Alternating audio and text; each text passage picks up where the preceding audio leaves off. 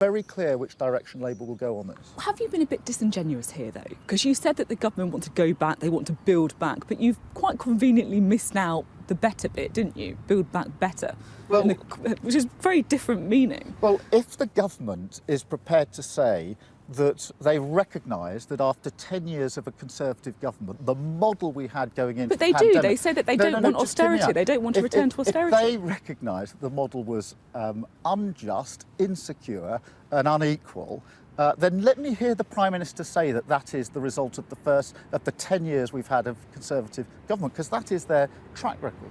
And if you look at the Chancellor, true it is that they've put in measures and the state has had to be active in the last 10 months or so. But that's necessity. That's not a values judgment. And what the Chancellor's instinct is, how quickly can I extricate myself from this, withdraw those measures, not how long do they need to be in for. And the other bit of evidence I'd just throw in here is that whatever the Prime Minister says about the state and the future and levelling up, just look at some of the decisions in the last few months. The refusal to keep the uplift in universal credit, council tax rises for people across the country, and a pay freeze for police officers and those on the front line.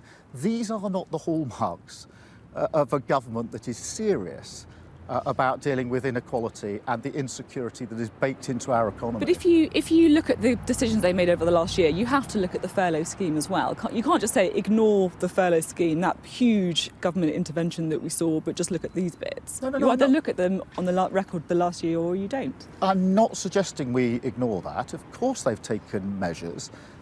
We've supported those measures. We think they should have gone further in various places, but that's to one side. But they've done that for necessity. The idea that this is some conversion from the Conservative Party, a way that you can conveniently forget the last 10 years and they've converted to social democracy, I think is completely wrong. Now, I'm keen to